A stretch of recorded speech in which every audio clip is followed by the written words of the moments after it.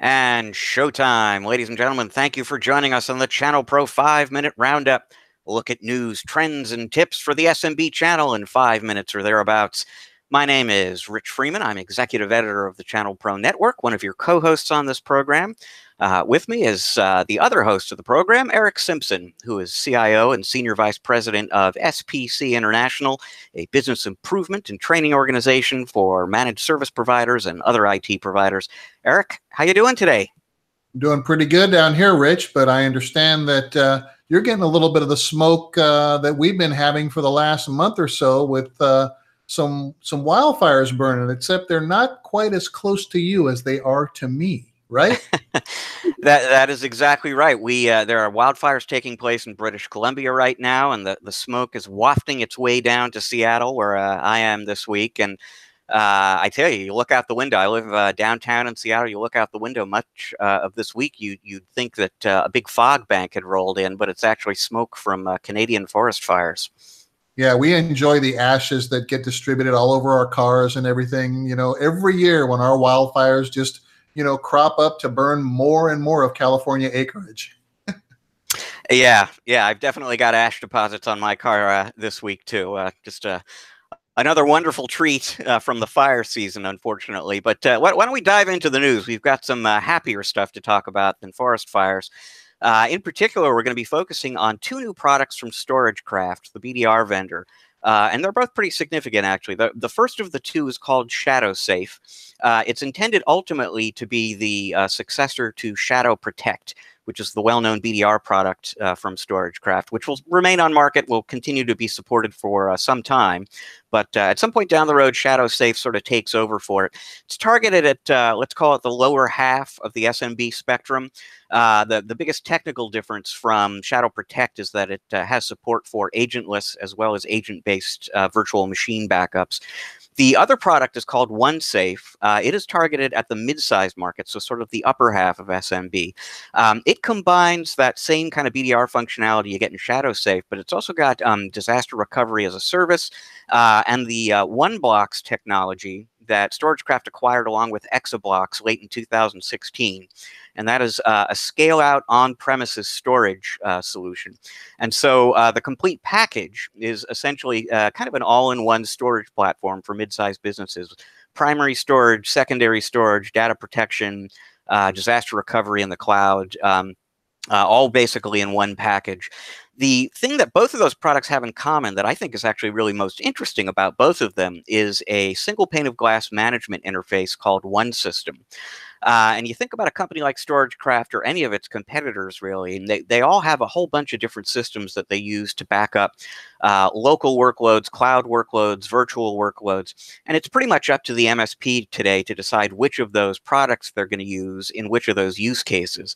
And what OneSystem does is allow you to just define the workloads, identify the workloads you're going to be protecting, define data protection policies for each one of those workloads based on your SLA requirements. And then behind the scenes, automatically, StorageCraft goes out and just kind of figures out which product you need to use for which workload in order to meet those SLA requirements. And so, from my perspective, as somebody who is not running a managed services business, it sounds like something that would automate sort of a labor-intensive process and save me some time. But I would be kind of curious to get your perspective as an ex-MSP on what that sounds like to you. Well, it all sounds fantastic, Rich. I mean, it's it'll be, a trust but verify kind of approach with most MSPs when we're talking about something as critical as backups and retention policies and things like that. To kind of trust Skynet with those, just kind of set it up and then hope that it runs. I mean, and always there's best practices, right? You got to make sure that your backups are actually occurring, you're backing up what you think you're backing up, and you're testing your restores to make sure that what you backed up is actually what you thought you backed up and can be restored. So there's lots of best practices that govern good backup and retention policies. The nice thing about it, which is what you picked up on, is that it's kind of an all-in-one kind of Swiss Army knife. If I need to recover from disaster, hey, if it's single pane of glass and the system knows automatically where that particular backup or snapshot is and automatically grabs it and lets me restore, fantastic. All the better for me as the MSP.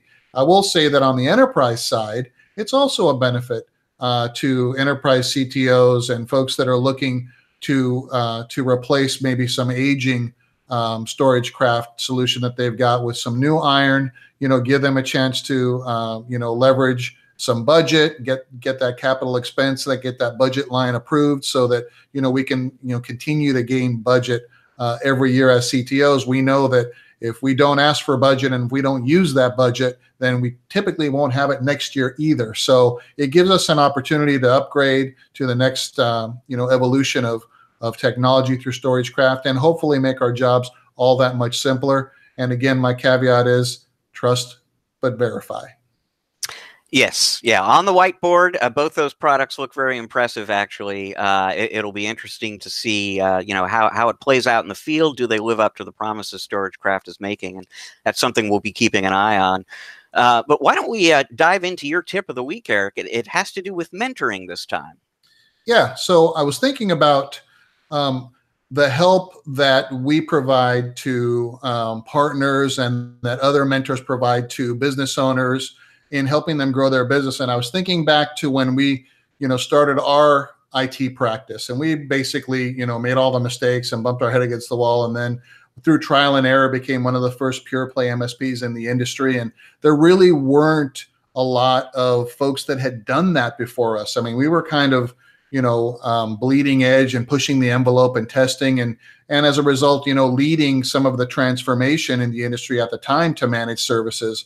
And I just want our viewers to think about who your mentors are. Who do you reach out to and ask for strategy, assistance? Who are your peers? And to realize the importance of having someone like that. And then conversely, who are you a mentor for? Because it is, something to leverage someone else's expertise and knowledge and improve, yourself professionally, your organization. But then who are you doing the same thing for? And how are you receiving that personal fulfillment of building other leaders and helping others grow their business? I know that, it's one of my most favorite things about what we do. It's so personally fulfilling and gratifying, to help others and be a mentor, a peer. And we also have our own mentors and peers that, I look to, to continue to learn new things. And always, I always, think about anyone that has a position, that is the best in their field, whether it be an athlete, whether it be a business leader, whether it be, anyone, Formula One driver, they've got mentors and coaches that help them get to where they are. Tiger Woods didn't just figure it all out on the golf course. I mean, he's had many, many coaches to get to where he is. And think about it. Helps folks get there faster, helps eliminate costly mistakes, helps save money and aggravation over time. So who's your mentor and who are you mentoring? Yeah, it's so important basically to be open to accepting input from a mentor. If you don't have a mentor, you should have one. And you just really need to be open to accepting advice from somebody else, who has been down the road before or is going through the same things even that you're going through right now. Like you said, nobody figures it all out on their own. And then, there's something personally gratifying about that sort of pay it forward aspect of mentoring somebody else. And it's also a way of sort of, showing gratitude basically for the input you received from somebody else who helped you grow your business. Yeah, it's so personally fulfilling. I can't even, describe how happy it makes you. And also when someone says, yes, will you help me? Right. It's like, yeah, why wouldn't I? I've received that help and I continue to receive that help. So, like you put it, Rich, paying it forward, and that's how we all become better and better human beings. Well, good stuff. Let's take a look at the last story here. We've only got time for one more, and it concerns two of my favorite topics, coffee and technology. Ooh, I want to hear about this. Here you go. So this has to do with a patent application filed by an employee at IBM who has come up with a design for a solution that utilizes drones to deliver coffee to employees at their desk. Now, right there, a drone that brings me coffee at my desk, I'm in. Sign me up. But it gets better than that. This is IBM. You know, they're thinking big. They're thinking Watson, artificial intelligence. This system is going to take a look at your calendar, take a look at data from your Fitbit, say, and it's going to figure out when you need coffee, because maybe it's really early in the morning or you didn't get a whole lot of sleep last night, and it's going to bring it to you proactively. You don't even have to ask for the coffee. It just arrives via drone at your desk. Now, there are no definite products to develop this into a product yet, but 2 thumbs up for me. I say go for it, IBM. I think I love that idea. And of course, you know, it certainly, you know, makes the case for keeping an open door policy at all times. And I know that there's going to be those viewers out there that are already itching to get their hands on it and reprogramming it so that after 5, it brings us an adult beverage. I think you need to file a patent application for that right there quickly before IBM gets to it, because that's a solid gold idea, Eric. The beer drone. Oh, there it is. Let's patent it right now. All right. Well, that is all the time we've got for this week's Channel Pro 5-Minute Roundup. Thank you very much for joining us. If you like the show, you'd like to see more, maybe check out some of our older episodes, I invite you to subscribe to the Channel Pro Network channel on YouTube. You'll see everything we've got there. I also encourage you to visit the ChannelProNetwork.com website on a regular basis. You'll see items like our coverage of those StorageCraft product launches, all sorts of business growth and improvement information for you, new stuff going up on that site every day. You want to learn more about SPC International and the work that Eric and his team do for their clients over there, go to consulting.spc-intl.com. That's consulting.spc-intl.com.